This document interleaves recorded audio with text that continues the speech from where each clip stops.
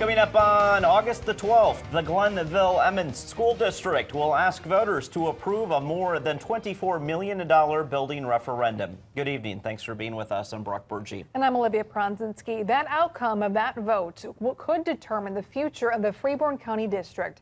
KTTC's Ryder Blair is live in Glenville tonight with more. Ryder, what are you hearing from voters, and why are district leaders saying they desperately need this to pass? Brock, Olivia, I'm in the Glenville-Emmons High School, and earlier I toured the nearly 70-year-old school, as well as sat down with the community and district leaders during an informational session about the ask. Now, through both of those, it came clear to me that the list for improvements and fixes here in the high school and elementary school just seems to go on and on. In 2023, 15 of 26 water samples in the schools showed lead levels above state recommended standards. And it doesn't stop there. Much of the school's facilities, such as a lack of fire safety systems, plumbing, HVAC systems, unsecured entrances, you name it, are practically unusable. If passed, this referendum would increase property taxes on a $300,000 home by more than $650 a year for the next 20 years. Leland Johnson of Glenville worked at the high school for 28 years. Johnson says he would be happy if the referendum passes, but his vote is still on the fence. I'm kind of halfway in the middle because with all the years I spent here working, I like things to be changed, but also keep the small school atmosphere.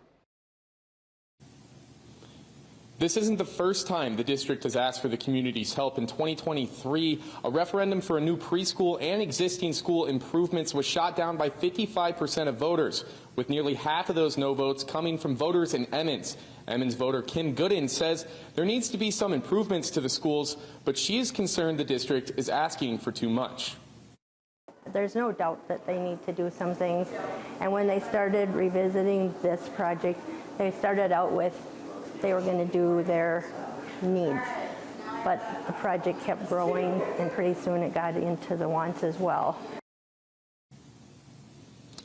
With the school district being largely agricultural properties, through the Ag to School tax credit, the state would pay for 46% of the referendum if it passed. However, ag property owners in the area could still see up to $3.50 increase per acre per year. Another roadblock this referendum might face from voters is of the roughly 330 possible students here in the district, half of them go to surrounding districts out in other areas. Now, with that early and absentee voting starting on Sunday, going through August 11th, the special election date is set for August 12th, and you can hit the precincts and the polls there at the Glenville and Emmons town halls, and that's when the fate of this district could potentially be decided with or without these referendum dollars. Reporting live in Glenville, Ryder Blair, KTTC News. All right, thank you, Ryder.